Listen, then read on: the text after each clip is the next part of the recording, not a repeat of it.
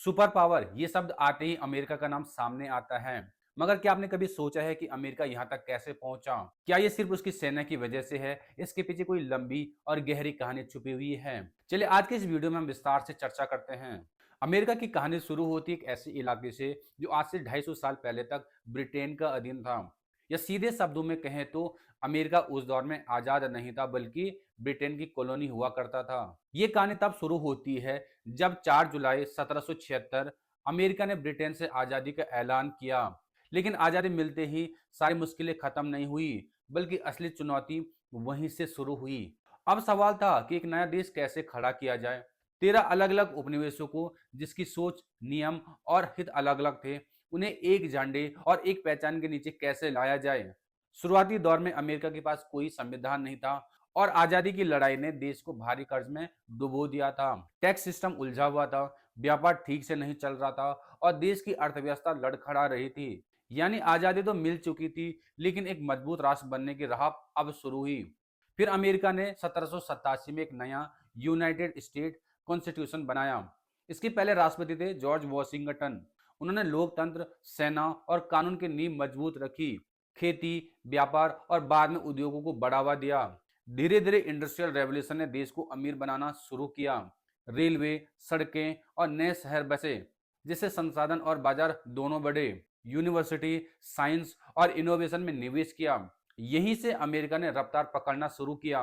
19वीं सदी तक अमेरिका औद्योगिक रूप से इतना मजबूत हो चुका था, वो यूरोप की बढ़ती ताकत जैसे ब्रिटेन, जर्मनी, फ्रांस को टक्कर देने लगा। रेल नेटवर्क ने पूरे देश को जोड़ दिया, जिससे व्यापार तेज हुआ और लोगों को काम मिला। यही वो मोड़ था जब अमेरिका ने शक्ति की परिभाषा बदल दी। अब ताकत जमीन पर कब्जा नहीं बल्कि उत्पादन क्षमता और टेक्नोलॉजी में बढ़त बना चुकी थी। फिर आता है 20वीं सदी का सबसे टर्निंग पॉइंट, जब अमेरिका की किस्मत बदलने वाली थी।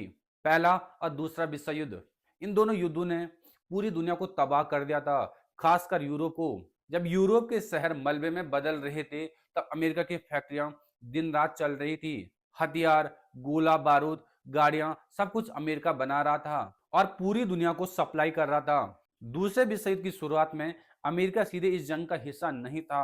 वो दुनिया को हथियार बेचकर खूब पैसा कमा रहा था, जबकि उस समय जापान तेजी से ताकत बढ़ा रहा था और एक के बाद एक देशों पे हावी होता चला गया। लेकिन 7 दिसंबर 1941 को हालात अचानक बदल गए। जापान ने अमेरिका के नौसेना अड्डे पर्ल हार्बर पर हमला किया। इस हमले ने अमेरिका को मजबूर कर दिया कि वो अब पीछे नहीं रहे और सीधे युद्ध में उतरे। युद्ध में उतरते ही अमेरिका ने अपनी पूरी ताकत झोंक दी। फैक्ट्रियां दिन रात चलने लगी, हथियारों का उत्पादन कई गुना बढ़ गया और युद्ध के आखिर दौर में अमेरिका ने वो कदम उठाया जिसे पूरी दुनिया को हिलाकर रख दिया। अमेरिका ने परमाणु बम बना दिया और उसे जापान के हिरोशिमा और नागासाकी पे गिरा दिया। इस हमले ने जापान को पूरी तरह तोड़ दिया और द्वितीय विश्व युद्ध का अंत कर दिया। यहीं से दुनिया ने पहली बार देखा कि अमेरिका सिर्फ एक ताकत देश नहीं बल्कि एक ऐसे शक्ति बन चुका है जो अकेले ही युद्ध का रुख बदल सकता है। और इसी पल से एक अमेरिका वैश्विक महाशक्ति के रूप में उभर कर सामने आया। बाकी देश कर्ज में डूब गए थे और अमेरिका कर्ज देने वाला देश बन गया था। यहीं से डॉलर की असली ताकत शुरू होती है। युद्ध के बाद एक ऐसी व्यवस्था बनाई गई जिससे दुनिया का व्यापार अमेरिकी डॉलर में होने लगा। डॉलर में तेल खरीदे बेचे जाने लगे, देश के रिजर्व डॉलर में होने लगे।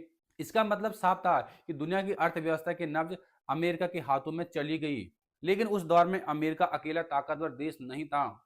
उसके बराबर खड़ी थी एक महाशक्ति रूस, जिसे उस समय सोवियत संघ कहा जाता था। दुनिया दो हिस्सों में बढ़ चुकी थी। एक तरफ था अमेरिका, दूसरी तरफ था सोवियत संघ। दोनों के बीच सीधी जंग नहीं हुई, लेकिन एक लंबी और खामोशी लड़ाई शुरू हो गई, जिसे आज हम शीत युद्ध या कोल्ड वॉर कहते हैं। इस लड़ाई में हथियारों से ज्यादा अर्थव्यवस्था, टेक्नोलॉजी, राजनीति और असर की जंग थी। अमेरिका ने अपने सहयोगी देशों का नेटवर्क बनाया, जबकि सोवियत संघ अंदरूनी दबाव और आर्थिक कमजोरी से जूझता रहा। धीरे धीरे सोवियत संघ की अर्थव्यवस्था चरमराने लगी, लोगों में असंतोष बढ़ा और सरकार का कंट्रोल कमजोर होता चला गया।